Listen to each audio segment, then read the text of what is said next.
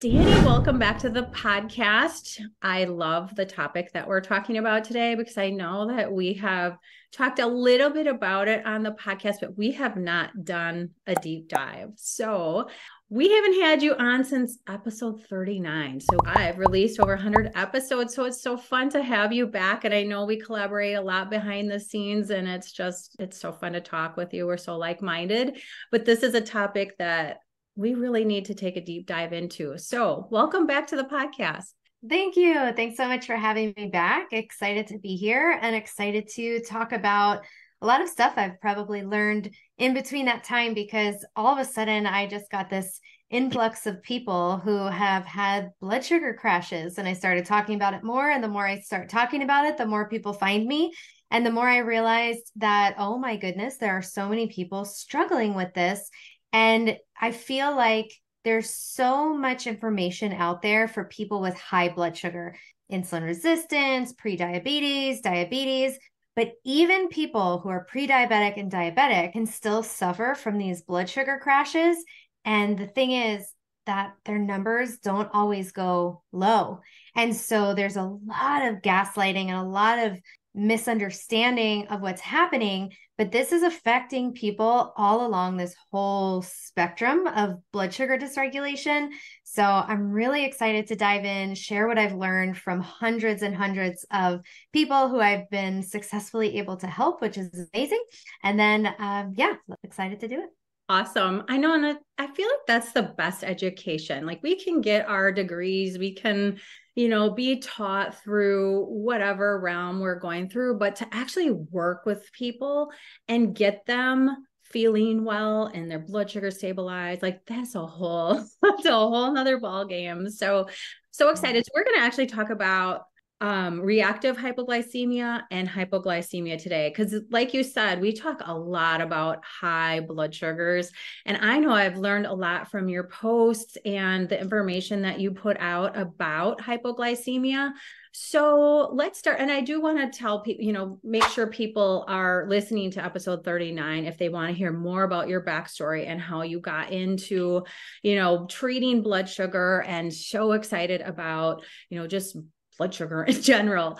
So go back to that episode if you want to hear more about Danielle's backstory and how she got so interested in this. But let's start by talking about what is the difference, because I would venture a guess that even most dietitians don't differentiate between hypoglycemia and reactive hypoglycemia. So let's talk about that. Like, what makes it different? And we'll just go from there, because this is a really interesting topic that I'm excited to explore. Yeah. So let's start with just understanding hypoglycemia means low blood sugar. And if we look at, I've looked up a bunch of times on the internet trying to find in different research studies, like what is that threshold that your blood sugar needs to be below to be considered hypoglycemic. Some places I see it says 60, some places I see it says 55, some places it says 50. For type 1 diabetics, it's saying under 70. So there's, and honestly, don't quote me on any of these, because I feel like there's no consensus as to what actually is considered hypoglycemia. So we're going to say it's low blood sugar, but we don't really know what number. And I think that what's most important to know is that low blood sugar, or the feelings associated with low blood sugar, which we'll talk about in just a second, this can happen at any blood sugar number. So this hypoglycemia, oftentimes I see it as being this relative hypoglycemia.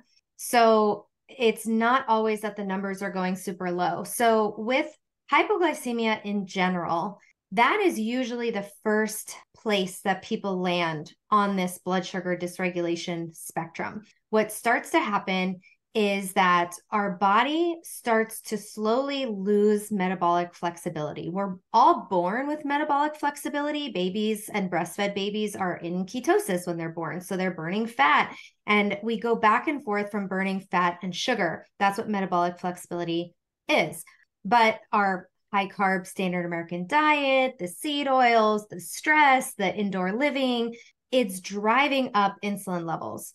And for a lot of people, these early rises in insulin levels start to block the body's ability to utilize stored energy in between meals. So if I ate breakfast and now it's like 1 o'clock and I should have eaten lunch maybe an hour ago, and I'm sitting here recording with you, my body should not panic and freak out because it has stored energy on the inside. So I have stored glycogen in my liver, which is just a fancy way of saying stored sugar. And then I have body fat. So I should be able to always be able to power my brain with this stored energy. That's how our ancestors were designed, right? So back in the day, they would kill the buffalo, they'd eat, blah, blah, blah. The next day they missed the buffalo. And it's like, oh, looks like we're having body fat for dinner, because now we need to be able to utilize stored energy. And that's why, bears are eating berries in the fall and in the summer to put on body fat, which then they utilize as they hibernate. So we are built that same way, that we should be able to utilize the stored energy for fuel between meals if a meal is delayed. So that is an important premise to start with. So if I'm, let's say I missed my lunch and then I have this interview and I need to use my brain, I need to be articulate, I need to think about things and say them intelligently, what would have happened in the past to me is that I would not have been able to do this because my brain would have been struggling to get energy. So usually the first signs of that like inability to burn body fat or the glycogen is that we start to get brain fog, dizziness, shaky, weakness, lightheaded, anxiety, heart palpitations, difficulty concentrating, feeling tired, feeling nauseous, getting a headache, irritability, cravings, intense hunger. So all of those signs are the most early signs of blood sugar dysregulation, and they are also coincidentally all signs of low blood sugar. And so it's really when the blood sugar gets down, and I can't say to what number because this is where it's different for everybody, but when the body is perceiving, oh shoot, we are running low on sugar and we do not have any fuel in the backup tank, it's going to send you those signals so that you go get more food, right? It's like my brain is struggling to get energy. So I'm feeling I can't concentrate, I can't think right, I'm irritable, I'm short-tempered, and I start to crave food and I just want to go to the nearest drive-through. All of those are early signs that our hunger is not true hunger. It's really this sign that our blood sugar is dropping, our brain is having an energy crisis, and it's going to send us those symptoms so then we go get something to eat. So this would be usually around the time of a meal. So maybe it's like, oh, I know lunch is coming because I'm starting to get some of those symptoms, like I'm starting to get a little impatient or edgy or whatever. And then it can also show up if that meal is delayed. So that's what I was sort of explaining before with the podcast example, where if my meal is delayed, now I can think it's totally fine because I have that unlimited access to the stored fuel, right? So in general, hypoglycemia is this issue going long periods without eating because the blood sugar is dropping. And so oftentimes we see this over our longest period where we're not eating throughout the day, which is usually overnight. So if someone has hypoglycemia, and just a caveat, I do not diagnose or treat any diseases. I'm a nutritional therapy practitioner. We don't do that. So I'm not giving exact guidelines so you can diagnose yourself. I'm just giving general information for educational purposes so you can kind of look into this on your own. Okay. So overnight, usually if someone struggles with hypoglycemia, they usually will have a hard time going through that whole stretch of the night. So in my example, I was a person who would wake up and immediately need to eat breakfast. And I would say, that's why I wake up shaky and I need to eat breakfast right away.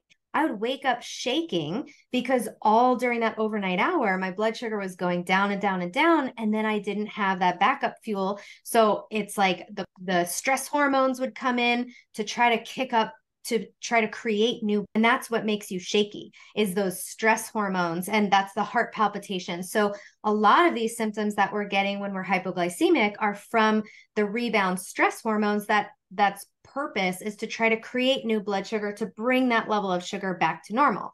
So the overnight hour is a really hard thing for people with hypoglycemia. And often there's adrenal issues tied into here as well, and some liver issues. I mean, it's all connected. The liver, the adrenals, and the pancreas are the three major organs of our blood sugar regulation. So usually when there's blood sugar issues, there's issues with these organs.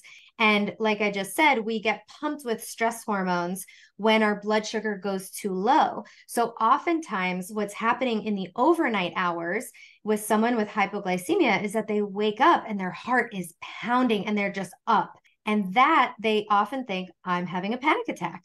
And it feels just like a panic attack, but oftentimes the cause is the blood sugar dropping. And when we don't have access to that backup fuel, or we've run through it and now we can't burn our body fat, what happens is the adrenals come in and they pump us with stuff like adrenaline. And so the adrenaline, the job is again to create new sugar so we stay alive. That's our very last resort backup tank. But over time, when we're constantly having to get pumped with these stress hormones, that's sort of like an expensive process for the body. It requires a lot of energy. And so now we don't have the energy to always keep our blood sugar up because we've drained our resources, oftentimes a lot of minerals and vitamins like magnesium and chromium and B vitamins and all these things that are needed to keep our blood sugar in a good range. Well, we've been creating too many stress hormones. So now our adrenals are super drained and they can't do that good job of just keeping our blood sugar at this level spot all the time. So we tend to see these dips in blood sugar. And so during the overnight hours is no exception. And so if you're waking up like that with a pounding heart, you're waking up, you're just wide awake, oftentimes it is due to this hypoglycemia. And if someone's wearing a continuous glucose monitor, they might find that overnight, these dips that they're seeing on their monitor are corresponding to the wake up times. Sometimes that's not the case. Sometimes it's you're in a deep sleep and you're laying on the sensor, but sometimes those wake ups are due to those dips. And so being able to go, not being able to go all night without eating and waking up in the morning feeling starving, feeling like you don't feel well in the morning, like you immediately need to eat. These are signs of more of that hypoglycemia.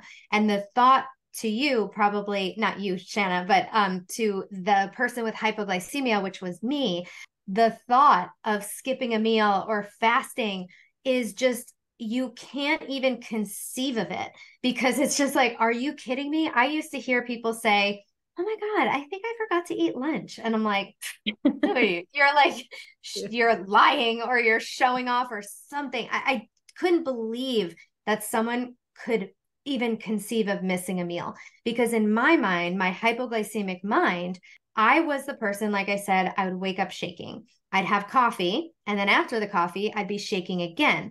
And I used to think it was from too much coffee, but it was actually because my blood sugar crashed from the caffeine. That's more of a reactive hypoglycemia, which we can get into too. Then I was a person who was grazing all day long. It would be like a handful of almonds, a handful of blueberries. And I tried to do healthy foods, a little granola bar, I would carry food with me in my purse. I was constantly trying to prevent the feeling of being hungry, which to me was a blood sugar crash. It wasn't actual true hunger. It wasn't just like my stomach was like, ooh, we're pretty hungry. I feel my stomach growling. It was like, I need to eat right now. And then it reminds me of those old Snickers commercials where people turn into Joe Pesci and then it's like, oh, are you hungry? You just, need a Snickers. And it's like, if you turn into a different person when you're hungry, that's blood sugar driven, usually hypoglycemia driven.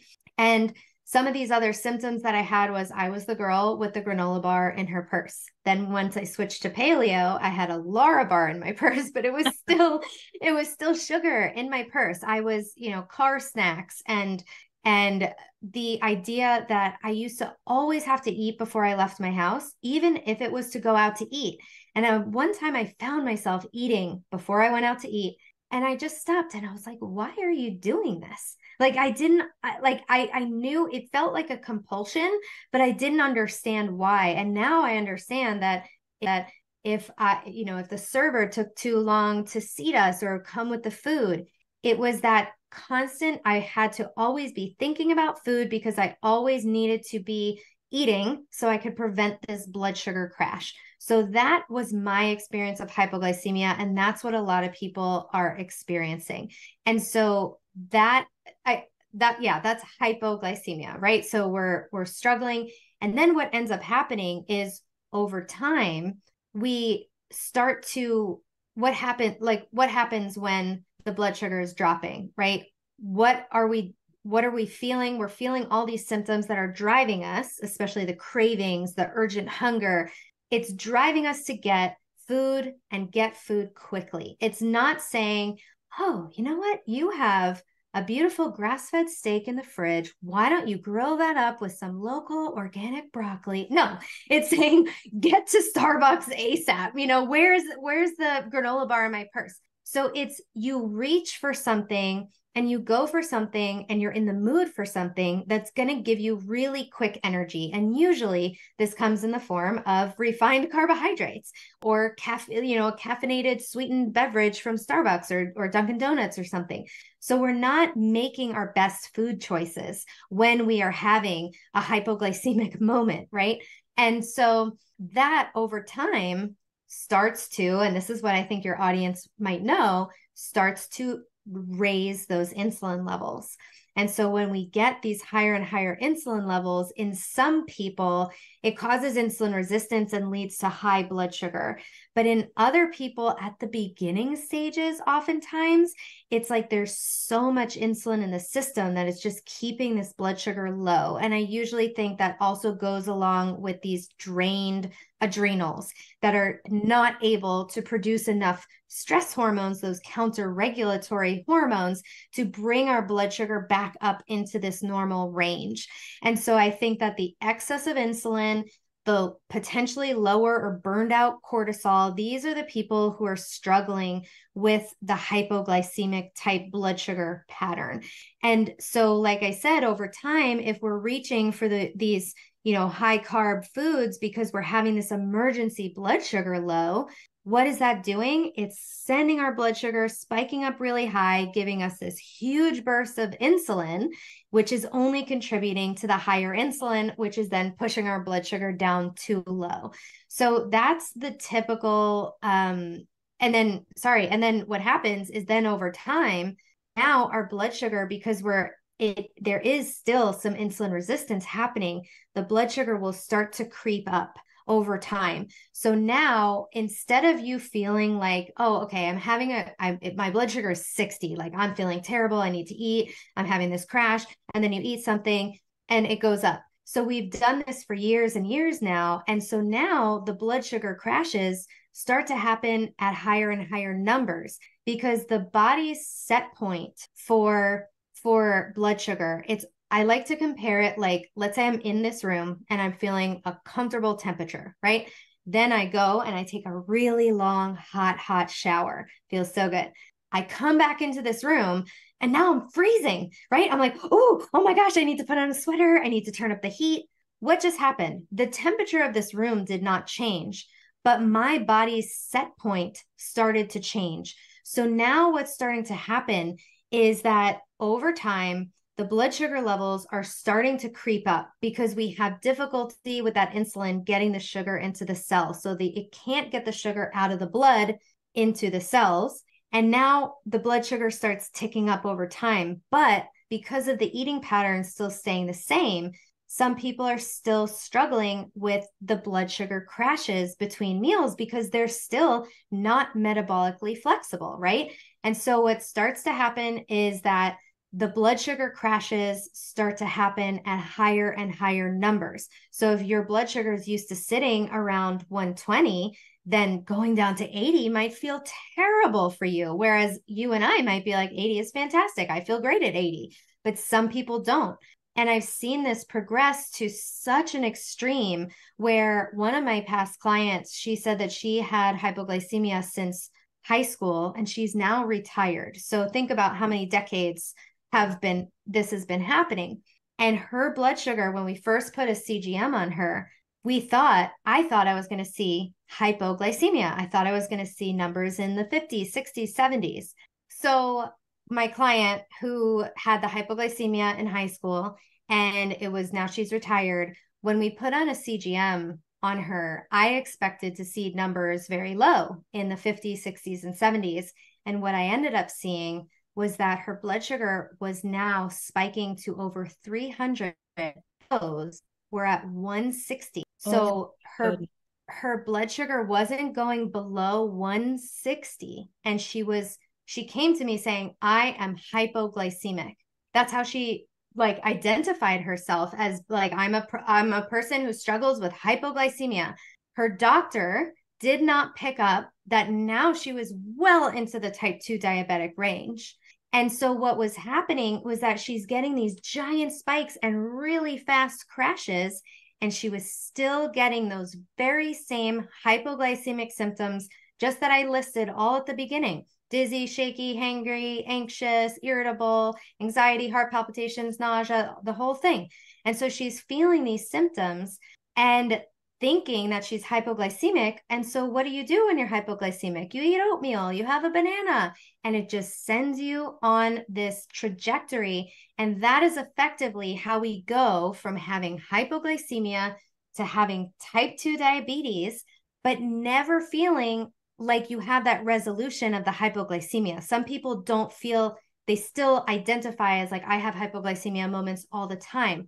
And so it's a big problem with hypoglycemia for you. Yeah, a blood sugar swing of about 150 points is insane, because I know you and I probably tell our students, you don't want to see much more than 30, 40 points is kind of the max. If you start a meal at around 90, a very healthy 90 baseline blood sugar, you don't want it to go to more than 120, 130 at the peak. So to go to over 300 is insane. And to have that big of a swing, there is no human on this planet who's going to feel well if you spike 150 and then come crashing down. So thank you for that really fabulous explanation. There's so much to pull out of what you already said, but I'm sure so many people are just relating right now. I have high blood sugars, but I feel like they're crashing. How can that be?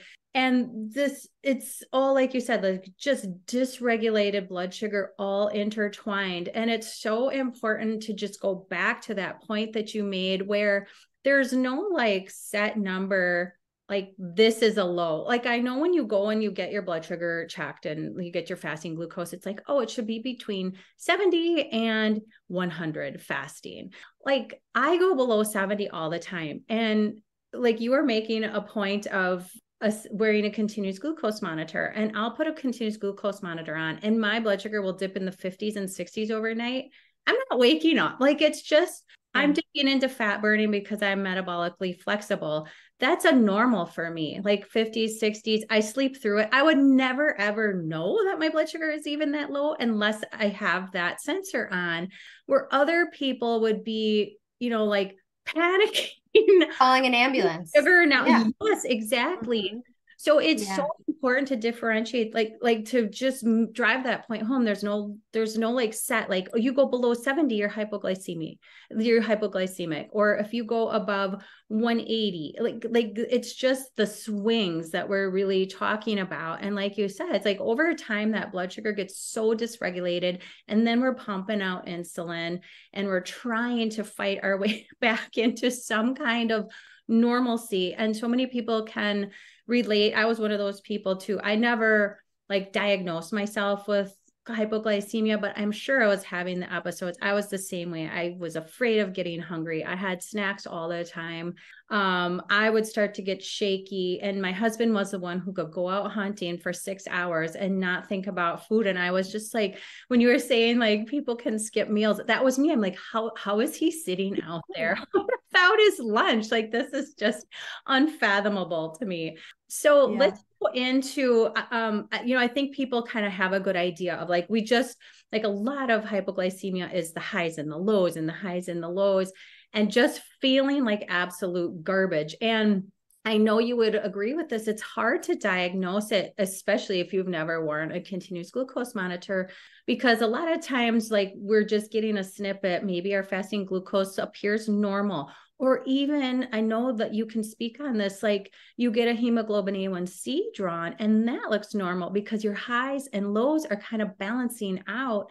And it looks like your average is normal, but you're having highs and lows and you're feeling like absolute garbage. So how would somebody, if they think that this is them, like, is there a way? I mean, do people even put a diagnosis on this, or is it just more so like, like this is you by symptoms? And like, talk about that. Like, how would people know? Can they get tested for it, or is it just more like, I know, like, I feel like crap, during the day and I'm having these highs and lows? So that's a great question. And I just want to say that if the mainstream medical community could miss my client and could miss me, I had PCOS. I was trying to figure out the root of my PCOS, which, by the way, turns out was insulin resistance. I didn't know that. And so all this time I was trying to figure out what's going on. I got fasting blood work over more than 3 times it was 2013. It was 10 years ago. And I was trying to get to the root of it. And every time I got my blood sugar drawn, or my blood drawn, and I got my blood sugar number, my fasting glucose, it was 60 or 63. And during that time, I was so shaky. My head felt like it was a balloon. I almost blacked out. I did one of these like step backs and like with my eyes like closed. And I vividly remember that. And I remember there was like a Dunkin' Donuts and I could smell it. And that wasn't something that I ate, but I was like, oh my gosh, I need to eat something. Like it was such an experience. And I was like, this is why I'm a breakfast person. No doctor circled it even on my blood work. No one, it didn't come back low. It didn't come back anything. No one said anything about it. So I would say that if your blood sugar like comes back under 70 and you're not feeling well, it's pretty evident that you have some of this going on, right? But just like you said, a healthy person with a flexible metabolism, we could go into blood sugars of 60 and 50 and, in the 70s and feel totally fine. So this is where these numbers almost become not arbitrary, but they're not ruling anything out. Right. So it's ruling out type 2 diabetes. If your fasting blood sugar is 70, like, yeah, you're not type 2 diabetic because it needs to be over 126, but it's also not excluding any other diagnosis. So it's not a comprehensive look at what's going on. And so I like to go by the number plus how someone feels. So my optimal range for glucose is about 72 to 85 fasting overnight, right? Like I don't even use the range that the doctors use because that like 86 to 99, there's already blood sugar dysregulation likely happening. There's, several exceptions to this, but most often there's that subset of people also who are having some issues. So I like to say, okay, if someone comes in and their blood sugar is a beautiful 84 and they feel like they're going to pass out, then that's not a good number for them. So we have to have the number plus the description of the symptoms. Do you feel good at this number? So if your blood sugar comes out as 68 and you feel fabulous, would I call you hypoglycemic? No, I wouldn't. So if your blood sugar is 84 and you feel terrible, is your blood sugar perfect? No, you're probably hypoglycemic. So I think that would be the best way to explain how I would look at your fasting blood work. You have to think about how am I feeling at this number? And then you made a beautiful point about A1C. And this is where so much gaslighting is coming in because a person's showing up, their blood sugar is, let's say 90, and they feel terrible. And then their A1C is like 5.5. And the doctor's like, oh my gosh, this is a perfect A1C. You can't possibly have any blood sugar problems. But like you said, the highs and lows, because if we're getting these spikes, they come to a beautiful, perfect average. So your blood sugar on paper looks perfect because it's two snapshots. It's two snapshot, not the A1C is not a snapshot. It's an average. Averages are not sensitive enough to pick up the details. So we have a snapshot, we have an average. It's giving us some information, but very incomplete. It's like, hey, do you want to go see a movie? I'm just going to show you a picture of it and I'm going to show you the trailer. That's not the movie. That's not seeing the movie. So seeing the movie is wearing one of these, wearing a continuous glucose monitor and looking at what your blood sugar is doing throughout the day, throughout the night.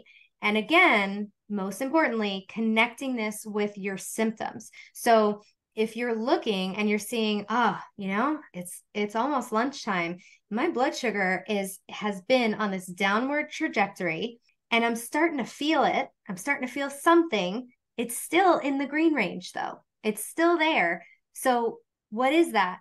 That's hypoglycemia. That is lack of metabolic flexibility. It's not textbook hypoglycemia, but I would call it a low. I would still lump it in that category, right? Does that make sense? Mm-hmm. So that's what I would look at am I getting these lows? Am I getting symptomatic? Like when am I getting symptomatic, if at all? And is it connected with a downward trajectory of my blood sugar? And then that kind of brings us into reactive hypoglycemia. So reactive hypoglycemia is when someone, honestly, these are sometimes people who can fast and they feel sometimes fine if they're fasting. They're like, I do better if I don't eat, not always. But what happens is once they eat a meal, then their blood sugar usually spikes too high and crashes too low. So the reactive part of the hypoglycemia is that after a meal, whether it's 30 minutes after a meal, whether it's during, some people it happens while they eat, which is just really hard. Imagine these are the people who it's like, I'm saving my carbs for last, but I'm crashing as I'm eating. It's really hard to address. But you can crash from any time during the meal to 4 hours later. That is usually considered reactive hypoglycemia. And sometimes it's really hard to tell, is this reactive? Is it hypo? And oftentimes it's a combination of both. And it's not super important to know like which one it is or whatever. Just knowing that your blood sugar is dropping and then knowing when, like knowing, is it usually after a meal? Is it how long after the meal? Can I make it overnight? There's a lot of qualifying questions that we can ask to learn how we need to address it. But still, oftentimes these are people who are not able to go long periods without eating. So they have to eat at breakfast and then maybe they crash after 2 hours. So they have to eat again. And then they can't make it to lunch. And then they have to eat a little snack before lunch. And then they crash after lunch. And so I have people coming to me and they're saying, I'm eating upwards of 20 times a day. And so it's really hard. And then oftentimes these are the same people who say, I'm waking up overnight to eat. And that's really bad. So if we think about, let's look at the classic treatment for insulin resistance, which is not the only cause of this, by the way, which we'll go into. It's not the only cause, but it's one of the major causes. How do we heal? How do we heal high insulin or insulin resistance? Not eating very often, right? We have to do just eat at your mealtime, intermittent fasting, lowering carbs. These are 3 things, and then exercise. These are 4 things that many people with reactive hypoglycemia and hypoglycemia cannot do yet because they have to eat very often. They can't fully just jump to keto because their blood sugar goes way too low. They can't fast even overnight sometimes. And oftentimes if they exercise, their blood sugar crashes. So now what tools do we have? Like that normal toolbox that we have of like doing all these things. Now we no longer have access to half of these things. Right. And so it's really challenging to treat, but that's sort of what I've been able to come up with and figure out, which is really, really exciting. So I'll let you jump in again because I know I've said a lot. No, so many things again. And it's, you can see why this is missed so easily. And you can see why, like you said, it's like how are you not going to somehow develop insulin resistance when you have to eat all the time? But this is very real. And I've worked with students who were like a couple of students that I don't have a lot of them that were this, I don't know if you want to call them brittle or sensitive, but it's like people get so hypoglycemic and these episodes get so bad. It's like they're afraid to care for their children. They're, like they're afraid to drive because they don't know when their blood sugar could be crashing. So it can really interfere with your livelihood and just how you're feeling from day to day. So another thing that's really challenging, not only is it challenging to diagnose and treat, but the standard treatment, like if you were to go and maybe some doctor figured out that you're probably having some hypoglycemic events. And before we go into that question, another thing, like you mentioned wearing the CGM, it's so important because you mentioned the curve, like after we eat, we get a blood sugar spike. Our blood sugar will spike, as high as it's going to go after a meal, and then it starts to dip again. And that's called the curve, the glucose curve. But if you're not wearing a CGM, you can completely miss the curve. And you said it can be, it's like anywhere the event can be happening when you're eating to up to 4 hours. So unless you're wearing a continuous glucose monitor, you might think, oh, my blood sugar was fine when I checked it, but you completely missed the curve. So it's just so important to be able to differentiate, continuously monitoring your glucose and then just sometimes. But the standard treatment, like when I was more in the, it's going to be the same. I'm going to tell you. I'm sure it's going to be the same. Go ahead. Protein and carbohydrate every 2 hours, and you're just perpetuating the problem. And at least they've now said protein, where it used to be like, just make sure you're eating like 15 grams of carb every 2 hours so that your blood sugar doesn't crash. But like, that's the standard treatment. And that's just going to worsen the whole issue. So amen. Thank you for calling that out. That is absolutely what happens. I remember telling people that, like, you have to keep your glucose up before, and it's like, now I understand why it's happening and why it would perpetuate the problem. But yeah, like, how do you even begin? And I don't want it, I'm sure it'd be a whole nother hour for you to say like, oh, this is how to treat it. But how do people even begin to start to treat this effectively, not by eating every 2 hours? Because you want to get out of that eventually. And I know, like you said, it's like, if you can't just will yourself to do it. Yeah. And it's like, and of course I teach intermittent fasting and carb reduction, but yeah, even a 12-hour fast can be super challenging if you're dealing with this. So how do we even start to go about that? Yeah, great question. And I just wanted to, before I answer that, I wanted to just touch on what you said earlier about how impactful this is on people's lives. And I usually find that this is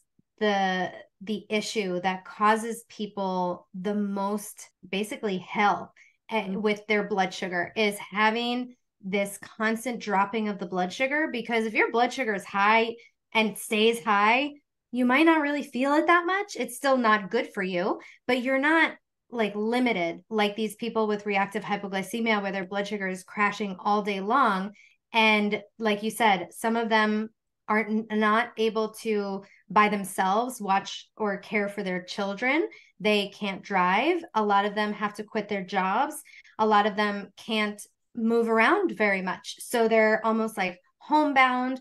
I had a client who, she was just telling me when we first started working together, she was just laying on the couch crying all day long. She would walk to the mailbox and her blood sugar would crash. She would take a shower, her blood sugar would crash. She goes, do you have any tips for taking a shower? Like, that's how intense it was. And this is my first like experience into this world of like, oh my gosh, you can't even shower without your blood sugar crashing. And I mean, I go into the bath with this thing, or I go into the shower and I do see my blood sugar goes up a little bit, but I just thought that was because the sensor was getting hot originally. But it is, heat is a stressor. Cold, I had someone this summer in my group being like, if I go into any like lake or anything, my blood sugar crashes because of the cold. So it's like, it's super impactful, because any little stressor, which a lot of us think of like walking is a good stressor, sauna is a good stressor, a bath is a good stressor, but it's their systems are so sensitive that they cannot recover from that stressor. So obviously you can see a huge adrenal stress component at the root of a lot of this, but it becomes really, really debilitating. It can. And so how do we go about treating it? So the classic treatment for this, and especially reactive hypoglycemia, will be eat lean protein and a complex carb every 2 hours. And if you've ever eaten a chicken breast with a sweet potato, you will know that will spike the heck out of your blood sugar. Oh, imagine. And they're like, oh, eat slow carbs. I'm like, a sweet potato is not that slow. It's still shoot up your blood sugar with starch, right? So, and people are eating brown rice thinking, and this is not their fault. I'm not trying to say anyone's like stupid for not knowing this. I didn't know this either until I learned what I know now. But we're told that like, oh, just eat brown rice. That's going to totally slow down that spike. So we think it's going to be like this little flat hill, and it's going to be totally fine. No, if you put brown rice next to white rice on a CGM, like if you do a side-by-side comparison, it's almost the exact same, except the brown rice spike, it goes up the same amount. It just starts like 5 or 10 minutes later. So that's all it does to slow this. So I think there's a huge misconception of what, especially because we're all wearing CGMs now and we can see, of these like quote unquote slow carbs. Yes, it's slower than orange juice. However, it's not going to mitigate this spike. So now if we're eating lean protein and complex carbs every 2 hours, we're just causing spike after spike after spike. That has never helped anyone. That has never healed anyone. It might be a step up from what some people are doing, because I see in some of these Facebook groups I'm in, like, I ate 3 slices of pizza and had a Coke. Like, why is my blood sugar crashing? So I'm getting some of those people who just do not know about macronutrients. They have just no idea, right? Like, and it seems basic to some people listening. Like, that feels very basic to me because I know this, but I didn't know this at one point. And so this is where a lot of people are at. Like, they've never had to learn about this. So yes, it's good because we have protein, but I switched that up. So my rationale was, in order to get someone to go longer between eating, we need to give them a fuel source that's going to take them longer. That's actually going to give us a little bit more area under the curve, what you were talking about with those glucose curves. We're going to stretch it out longer. Even if it stays a little elevated for now, that's okay, because we don't want it going really low. So the first step towards healing hypoglycemia is stability.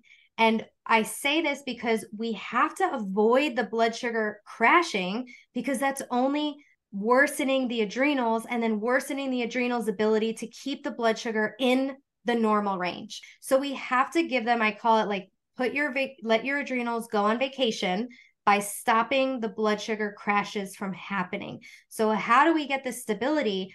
Step 1 is adding lots of healthy fats to your meal. And I mean a lot, an uncomfortable amount where you're going to look at your plate. If you've done keto, this, you would know, but it's like a keto amount of fats to a plate.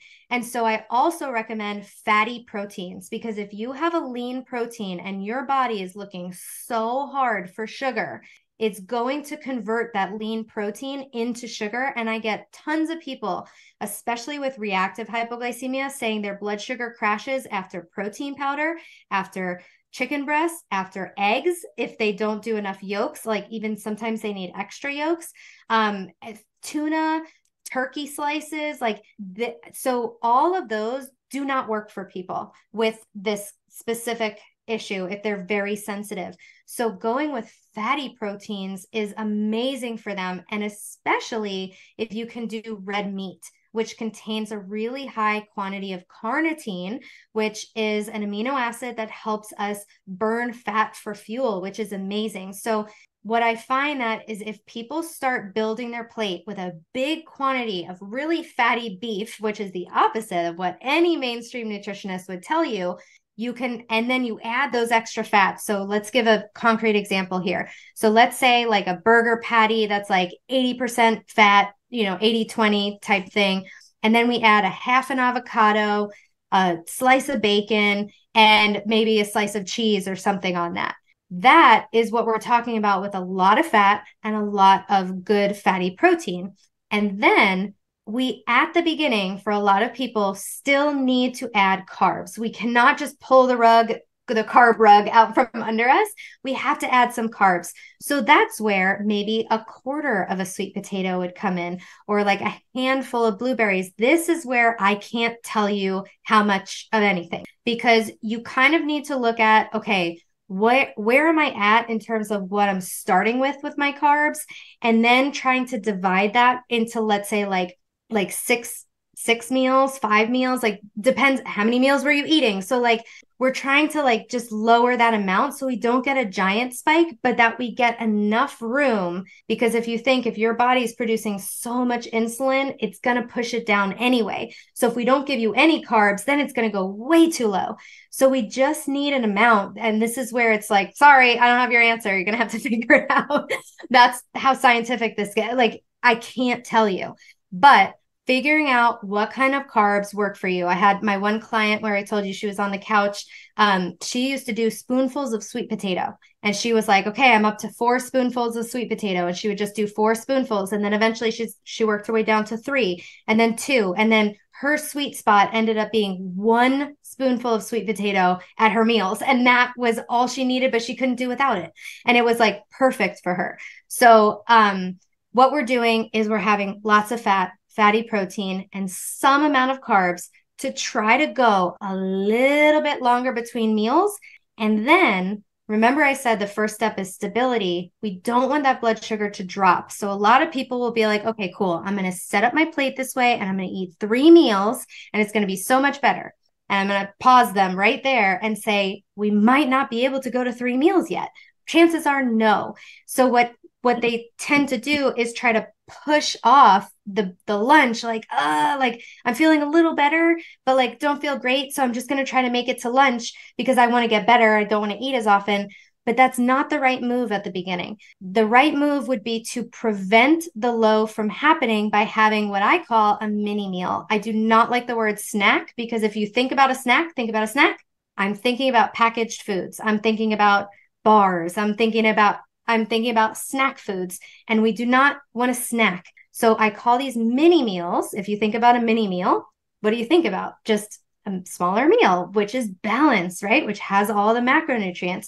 So having a mini meal at the very first sign of a low is really important here. So that might look like a hard-boiled egg and a piece of cheese and 5 blueberries. Right? So like we're thinking mini meal, and this is where some people can take away the carbs at that mini meal, and some people need them. It depends on how much of an emergency it is. What we're trying to do is get that window of tolerance where the blood sugar is going to be crashing. Some people have like a 2-minute window where it's like at the very first sign that their blood sugar is crashing, it's already like they're already going to be in the danger zone by the time they go get food.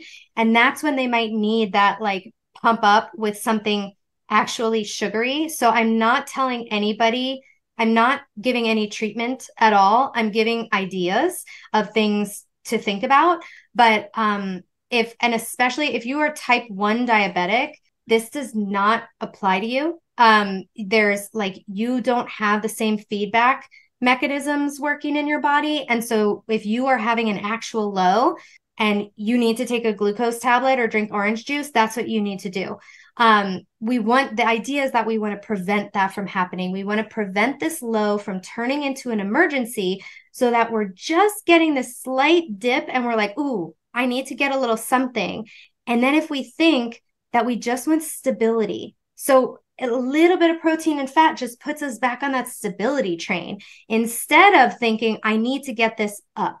There's a very big difference in eating to raise my blood sugar versus I need something to stabilize. So that's a very important distinction that really helps people, because now you're eating, let's say 4 or 5 times a day, you're eating 3 main meals and maybe 2 mini meals. A lot of times people still need to eat something a little bit before bed. We try to do, let's take off some of the carbs and just do fat, or just do protein and fat before bed. We try to lower this a lot. And then they'll find like, oh, I was able to go 2.5 hours without eating. I was able to go 3 hours without eating. I went 4 hours without eating today. Like, I don't know what's happening to me. This is so not like me. So this is what tends to be that progression. But another really important part of this is supporting the adrenals with minerals. So electrolytes, minerals, salt, potassium, magnesium, these are super, super important, and all those trace minerals, because when our body is stressed, when we are pumping out stress hormones, our adrenals are depleted and can't do anything. So a lot of people, I say sometimes if you're doing pretty well and you're getting, and especially if your blood sugar isn't actually in the low range, it's kind of in that normal range and you're feeling symptomatic, I recommend try to have some minerals and electrolytes and see how you feel. Does that help you feel better instead of having to eat? So that's also another first thing that we can try. So those would be some first steps for starting to think about healing our blood sugar, going longer between meals. Eventually, I like people to get into a state where they're burning fat for fuel so they can get towards that metabolically flexible place. Some people are like, oh my gosh, I could never do that. And then all of a sudden they're like, I wasn't hungry for dinner. I'm like, oh, you're probably in ketosis. They're like, no way. I'm hypoglycemic. I could never do that. And sure enough, they check, they are. So the way that I work with people, it's like it sort of happens by default because they're keeping their blood sugar stable. They're able to go longer between meals, and whoop, wouldn't you know it? They're in ketosis, burning fat.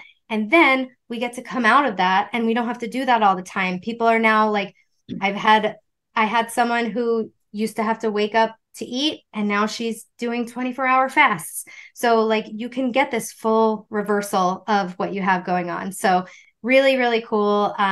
But it starts with building that plate and adding those minerals. Yeah, that stability factor is so important. And it's the same with high blood sugars. It's like we can't just say, and I know I know you've talked about when you kind of jumped into intermittent fasting and that whole keto world from having reactive hypoglycemia and you did a 3-day fast. Like people, I'm like, no, like we're going to start with like 12 to 14 hours and we're going to stabilize you and bring that insulin level down enough so that you can start to feel better. Cause it's like, I know, and like people just have felt so rotten for so long and they hear the information and they just want to quick do it and implement it all. But I love how you just work on the stability piece first. And I've tried to go more to that language too. It's like, yeah, we're reversing insulin resistance, but really we're stabilizing blood sugar. Like that is at the base, root of why you have insulin resistance in the first place. And we need to just get that blood sugar stabilized first. And really, I mean, when it comes down to it, hypoglycemia is an access issue. I mean, you're just not able to access. I mean, most people everybody has plenty of fat to burn for a week or two, even thin people. And a lot of people have access, they have glycogen stores, but you're not accessing it. And so it's just when you can figure out in your head, like, this is an access issue. How can I get my body, wrapping your head around that? How can I get my body to access this? And just starting with fat as a fuel source, because you're just not utilizing that. And like you said, it's like mainstream dietitians, medicine, they're just going to give you the absolute opposite information in most circumstances. There are a select few out there. But it's just, you're going to be steered in the wrong direction unless you're working like a specialist. So in closing, I just want to talk about one more thing, and you've touched on it a bit already, but it's such an issue. The adrenals are coming into play. And I know I've had my own adrenal issues and I've always loved salt. Like you were talking about the minerals. And now I know it's like, I was craving that salt because my adrenals were depleted. And when, it's like women with jobs and trying to do it all and getting up to work out at 5:00 in the morning and rushing their kids around and trying to do all the things. It's like, you're burning through so many minerals. People just don't have any idea. So thank you for addressing that. But the last thing I want to talk about that kind of goes along with the adrenal fatigue and ties into this whole blood sugar regulation that you alluded to a bit at the beginning of the podcast was caffeine. And you had talked about how you used to wake up and drink caffeine, and that would cause a blood sugar crash. And thankfully for me, I've always disliked coffee. Like I just don't like I've tried to like it and I'm like, I just don't understand this. I don't like the flavor. I'm a tea drinker, but I drink decaf because I always dislike coffee, I'm very sensitive to caffeine, and that probably saved me Yeah.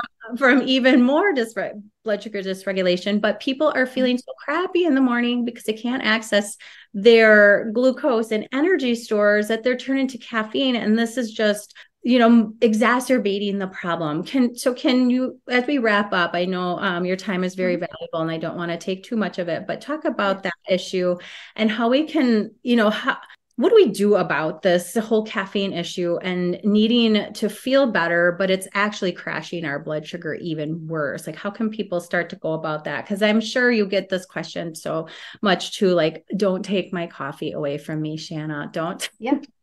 Whatever I put in my coffee away from me, I can't function without it.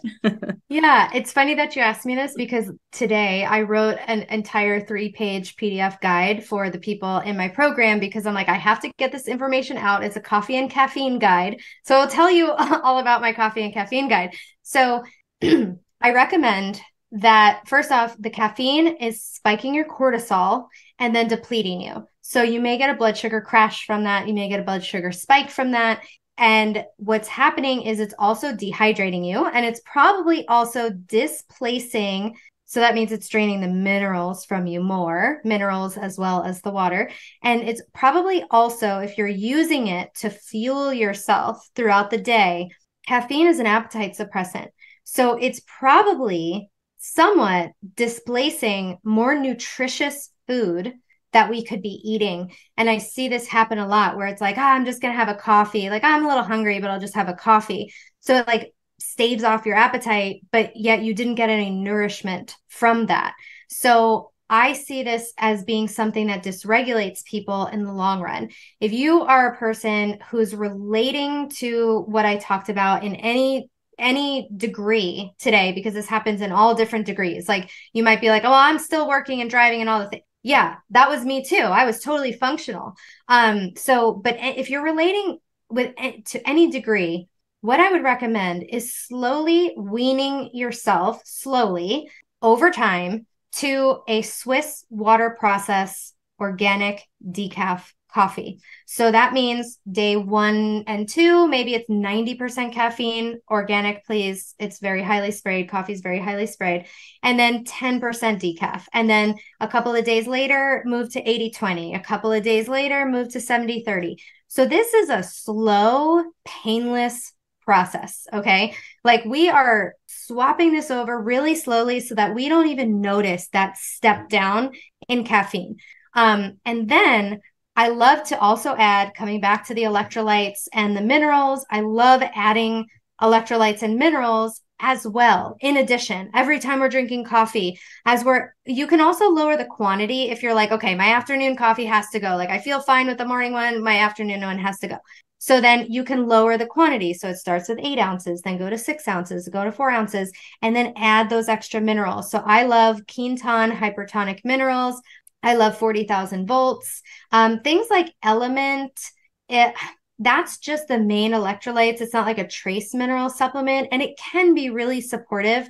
But anyone who has this tendency towards the low blood sugar, I strongly recommend avoiding any non-nutritive sweeteners or stevia or anything because it can cause a release of insulin because of the sweetness, and that can send you lower. It can cause issues with dysregulated hunger, cravings.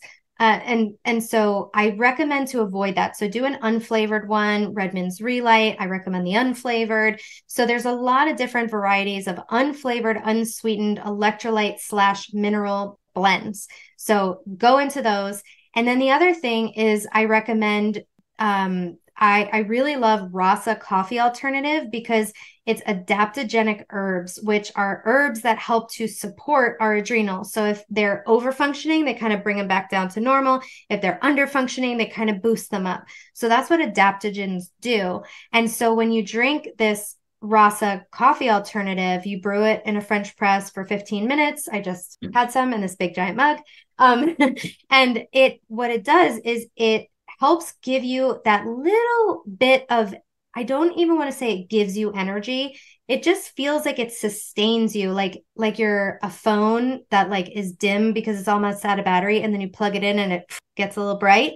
That's how you feel. You just feel like, okay, I'm back, right? And then over time, if you have it every day, it's sort of like taking a supplement. So it's giving you strength to the adrenals. So over time, you might find that in general, your energy levels have improved. Another thing I also like, exogenous ketones if someone's really struggling with energy, and that can be helpful too. It can push blood sugar a little bit lower, but then you're kind of on the ketones. So if you're super sensitive with these blood sugar crashes, maybe don't try the ketones yet, but experimenting with some of these options can be good alternatives to coffee. And always eat before you have coffee, because again, what's going to happen is if you wake up and have coffee, you have nothing in your system. You're just giving yourself, even if it's decaf, you're giving yourself a little bit of a caffeine spike. And then you're also suppressing your appetite. And that is causing us to run on stress hormones longer than we would have. It's interrupting the hunger signals, our hormonal signals, our circadian rhythm. And then we're eating breakfast too late in the day. And then our whole eating window is shifted back too much, probably too close to dinner, potentially. And then that can impact our sleep. I personally recommend morning eating especially for menstruating women and even postmenopausal women. I find that it's really, really impactful. I think that a lot of people we're too stressed out as a society, and especially as women, that like waking up at like 5 o'clock to go work out under these artificial lights are doing us more harm than good, actually. And I think that a lot of people end up gaining weight because they're in this like survival mode of the cortisol. So that's my personal opinion and what I see with my clients. So I like to have breakfast first, then have the coffee, wean down the caffeine over time. It's painless. Do not go cold turkey. You will get horrible symptoms of caffeine withdrawal. I had my first and only migraine from trying to get off of caffeine. So not worth it. Just go nice and slowly, but it should be really helpful. Try the electrolytes, the rasa. That's whatever. Those are great. Yeah, great alternatives that we can link in the show notes. So I know you have a blood sugar mastery course, and you also have a reactive hypoglycemia class, if I'm not mistaken. So tell us about those and where we can find you if we need help with this issue. Sure. So blood sugar mastery runs about 5 times a year. I might be changing up that frequency and changing up some things, but for now, that's what it is. My next round will probably start right after Thanksgiving. So it'll go kind of through the holidays. I had a cohort do that last year, and they were amazing. I was like, look at you guys through the holidays. Like, this is the hardest time of the year, and they were crushing it. So if that's a treacherous time for you, then that could be helpful. I do have my reactive hypoglycemia masterclass. It is for sale on my website, but I have so many updates to make on it that I am working on another course called Sweet Stability. And it's, tapping into what we just talked about today, that basically all blood sugar issues, we just want stable blood sugar. The fewer excursions, the better. We don't want a flat line, then you'd be dead. But like even just what you were saying earlier, it made me think of something I didn't say, that like, sometimes it's not how low your blood sugar goes, but it's how fast it's dropping. That really, like, the body doesn't like fast changes in anything. So if we can keep it like these gentle rolling hills, that is where our bodies feel good, right? It's like, what is this graph converting to and how I feel? What we want are those gentle rolling hills, because that's where we will all feel our best for sure. So I am in the process of upgrading that masterclass. But if you're struggling, it's still a great place to start to get more of these tips, these hands-on tips of how to modify your diet over time. And then the one thing that I didn't say that I think is worth noting is that high insulin is not the only cause of reactive hypoglycemia. I believe that with hypoglycemia, there's usually some high insulin, whether they're super insulin resistant not really sure, but reactive hypoglycemia, where your blood sugar is crashing during or after your meals, sometimes it's from a hypersensitivity to insulin. So if you get your insulin tested and you're like, I feel like my blood sugar is dropping when I'm eating or after I'm eating, and you get your insulin tested and the fasting is between 2 and 5, usually that means there's a hypersensitivity to insulin, and that's usually driven by things like issues with LPS, which is lipopolysaccharides. So this inflammatory, basically bacteria poop that gets out of our gut if we have leaky gut, stuff with interleukin 6, which again, like these certain inflammatory processes in our body, things like POTS, histamine issues, H. pylori. There's a whole bunch of even certain thyroid issues, increased gastric emptying after bariatric surgery. There's a lot of other reasons for the blood sugar dropping. And then there's certain mineral and nutrient deficiencies that can cause it. So like we said, the carnitine, magnesium, biotin, and chromium deficiencies can also cause this. So it would be, good to eat foods and that have those nutrients in there, so you can be sure that that's not the case. But there's a lot of other reasons other than insulin resistance. And oftentimes the hardest one is if there's mold. Mold often drives these issues, and that often comes with a lot of anxiety and panic. And it's something that can cause people to be hypersensitive. And then you have that, if there's POTS, like the nervous system dysregulation. So sometimes people I work with, I have to send them to like another route to get to the root of their blood sugar issues. So if that's where it's hard for me to be like, I can't help you anymore. It makes me really sad.